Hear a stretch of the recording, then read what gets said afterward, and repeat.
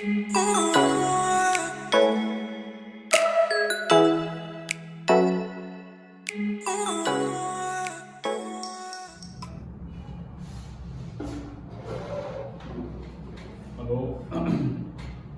bonjour chers étudiants, je suis monsieur Georges Steven Mungo, je suis votre enseignant en gestion du personnel. Alors, la gestion, dans ce cadre de cet enseignement, aujourd'hui nous allons introduire le cours. Nous allons parler d'une façon prosaïque sur la gestion du personnel. Nous allons attaquer le premier chapitre qui porte sur la généralité de la gestion du personnel en passant par son historique, en passant par sa définition et on fait les missions de la gestion du personnel. Alors, dans toute entreprise, peu importe la taille ou la forme, la gestion des salariés, la gestion des ressources humaines ou encore l'administration du personnel est l'une des tâches fondamentales, de tout service des ressources humaines ou tout service de gestion du personnel. C'est une mission fondamentale, c'est une tâche fondamentale, très importante dans une administration. Peu importe sa forme, peu importe sa tâche, parce que l'administration, la productivité de l'entreprise est faite par le personnel. Alors ce personnel doit être géré. Alors, il doit y avoir des mécanismes pour la gestion de ce personnel. D'une manière générale, la gestion du personnel peut être définie comme c'est l'administration des relations. L'administration des relations entre employés et l'entreprise. Donc l'administration des relations entre employés et l'entreprise. Vous savez qu'un employé est admis dans l'entreprise qu'à la base d'un contrat de travail. Alors lorsqu'il y a un contrat de travail, le contrat de travail lie ces deux personnes, lie l'entreprise et l'employé. L'entreprise est une personne morale, de droit privé et le salarié, qui est l'employé, est une personne physique de droit privé. Alors ces deux personnes sont liées par un contrat de travail. Alors dans ce contrat, les deux parties, chacun doit accomplir une prestation. Il y a un lien de subordination qui lie ces deux personnes. Alors l'entreprise, qui est une personne morale, qui est gérée par une personne physique, ça peut être l'administrateur général, ça peut être également le DG ou le PDG, doit assurer la bonne gestion de ce personnel, doit gérer ce personnel. Alors, la gestion du personnel est définie comme c'est une administration des relations entre employés et l'entreprise. Alors, plus concrètement, elle comprend toutes les tâches administratives qui gouvernent la vie professionnelle du salarié. Depuis son recrutement jusqu'à la fin de son contrat de travail. Alors, on dit la gestion du personnel, c'est l'ensemble de toutes les tâches administratives qui gouvernent ou bien qui organisent la vie professionnelle de l'employé. Depuis son entrée dans l'entreprise par le recrutement et sa sortie, à la fin de sa carrière, qui est à la fin du contrat de travail. Donc c'est cette tâche-là, c'est ce mécanisme-là de gestion qui organise sa relation professionnelle avec l'entreprise. Alors pour ce faire, le service des ressources humaines doit tenir compte des aspects juridiques, des accords d'entreprise et des spécificités individuelles de chaque contrat de travail. La gestion du personnel est donc un travail nécessaire du fonctionnement quotidien, un travail plutôt nécessaire au fonctionnement quotidien de toute entreprise et se complexifie au fur et à mesure à la croissance plus agile et efficace, qui passe généralement par la standardisation et l'autonomisation des tâches les plus lourdes administrativement. Alors, dans un titre introductif, dans le sens très large. La gestion des ressources humaines peut être définie comme c'est la recherche, et la régulation. C'est la recherche et la régularisation. La recherche et la régulation plutôt, recherche et la régulation de l'adéquation des ressources humaines disponibles, internes et externes, aux besoins d'une organisation. Alors l'adéquation recherchée concerne les compétences. Ici on recherche les compétences. La matière est grise, on recherche les personnes qui ont des aptitudes, nécessaires ou importantes à mettre au profit de l'entreprise. Alors la gestion des ressources humaines, qui est en parenthèse RH, a évolué à travers quatre étapes. Alors la première étape est celle de la gestion ou l'administration du personnel. Cette fonction a été mise en place suite aux nouvelles lois et dispositions visant à protéger le salarié afin de permettre aux entreprises d'atteindre efficacement leurs objectifs tout en respectant les dites dispositions. Ainsi, la fonction s'est vue confier la tâche d'appliquer formellement les dispositions légales relatives à tous les salariés de l'entreprise, laquelle est assurée par la gestion administrative du personnel. Il s'agit d'une mission essentielle de la fonction supposant des compétences précises dans le domaine législatif. Alors, dans le cadre de cet enseignement, dans le cadre de cette étude, nous essayons de faire d'abord la généralité sur la gestion du personnel. Ensuite, nous parlerons de son contenu, de la gestion des ressources humaines et le contexte organisationnel, du modèle classique et de l'administration du personnel, des indicateurs sociaux, de la gestion administrative du personnel et enfin d'un cas pratique que nous allons essayer d'aborder ensemble. Alors, chers étudiants, vous voyez que la gestion du personnel est une tâche très importante qu'aucune entreprise ne peut s'en passer parce que c'est une tâche qui permet d'organiser les relations professionnelles entre l'employé et l'entreprise. Depuis son entrée à l'entreprise qui est par le recrutement, et par la fin de son contrat de travail. Donc c'est un mécanisme qui permet d'organiser cette relation. Alors, historiquement parlant, la gestion des hommes au cours du 19e siècle se rationalise. La gestion des hommes au cours du 19e siècle se rationalise. D'une force de travail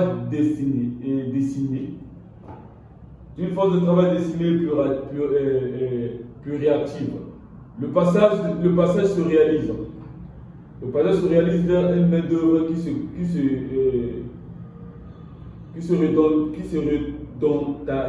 se redentarise dans la ville et n'exerce plus qu'une seule activité. À ceci s'ajoute le développement des premières grandes entreprises, illustré par la compagnie de chemin de fer, en parenthèse 138 000 employés. En 1869, la masse des travailleurs à gérer rend nécessairement une rationalisation des pratiques de gestion du personnel. Alors, la fin du 19e siècle jusqu'en 1945 connaît une véritable émergence de la fonction. Là encore, les grands groupes, notamment automobiles, Renault, ça c'est en France, Renault, jouent un rôle significatif. D'effectifs importants de la rationalisation de la production. En parenthèse, avant les travaux de Taylor à cette époque, et sous l'influence des ingénieurs, ils voient l'apparition des premiers éléments qui structurent la vie salariale. Alors, nous avons les dates. Nous avons le 27 décembre 1890, né le contrat de travail. Le contrat de travail est né à partir de 1890. Le 24 mai 1864, voit poindre le droit de grève. C'est poindre le droit de grève. En 1910, apparaît le Code de travail. En 1919, le régime des conventions collectives voit le jour. Alors nous avons les dates, en commençant par la date du 27 décembre 1849, là où c'est la date de la naissance du contrat de travail. Alors, le 24 mai 1864, c'est la date du droit aux grèves. Alors, en 1910, alors, paraît le Code du travail. En 1919, c'est l'origine des conventions collectives, c'est là où l'origine des conventions collectives voit le jour. Alors, à cette époque, les patrons développent une politique sociale sous forme de paternalisme ex-Schneider au Creusot. Les premières activités du service du personnel sont le recrutement, l'affectation des personnes dans les ateliers. Ça, c'est les premières activités du service du personnel. Le recrutement d'abord et ensuite l'affectation des personnes dans les ateliers. Ensuite, intervient la centralisation de la fonction et la recherche d'harmonisation. Centralisation du recrutement, harmonisation des procédures de notation, de système de paie, prise en compte des syndicats et des facteurs humains, moins de brutalité dans la gestion des hommes. Et vous savez que la relation professionnelle entre l'employé et un employé et les employés ne cesse de naître des conflits. Alors, pour que ces relations soient encadrées, pour que ces relations ne prennent pas un coup par la naissance de plusieurs conflits, alors la gestion des ressources humaines, c'est une lettre, ce qu'on appelle la gestion du personnel. Alors, ce mécanisme qui organise ou bien qui gouverne ces relations, tout en respectant la législation de chaque organisation nationale, permet la bonne gestion la bonne gestion de l'effectif de l'entreprise.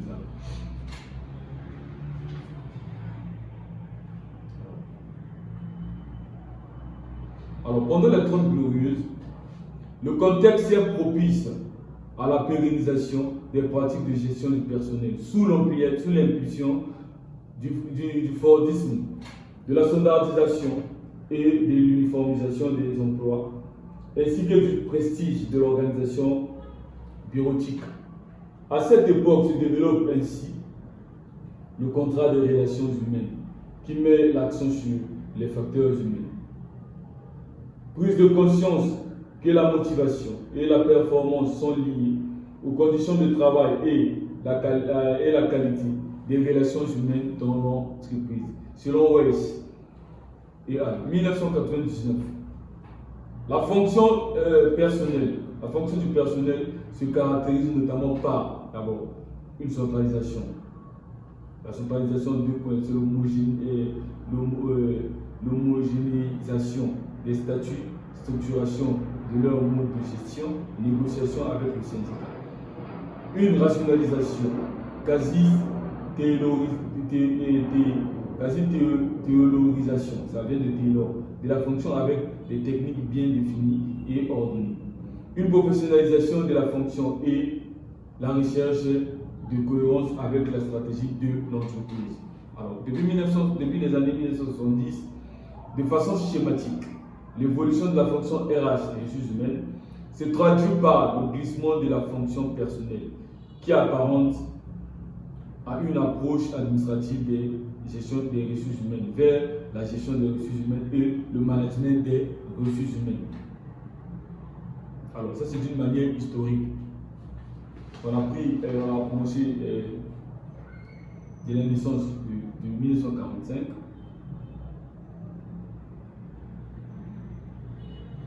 C'est là où la gestion du personnel a connu une émergence.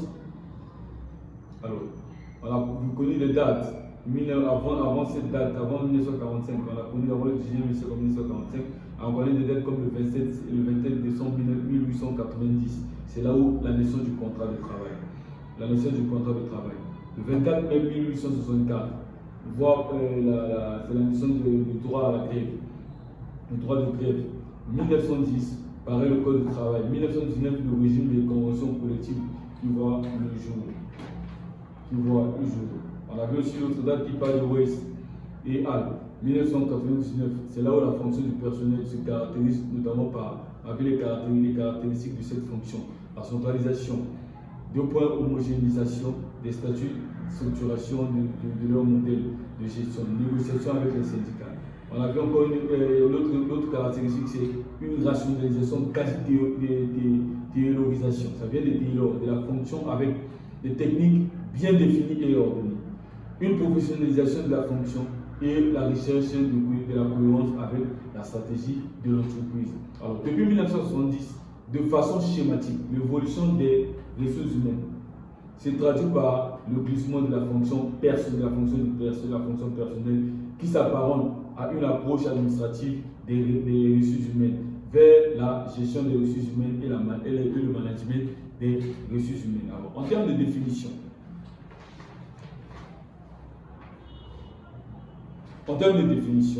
de façon schématique et en termes de définition, la gestion du personnel peut être définie comme une application de textes et des normes régissant la vie professionnelle des employeurs aux différentes étapes de leur carrière. C'est simplement quoi? C'est une application.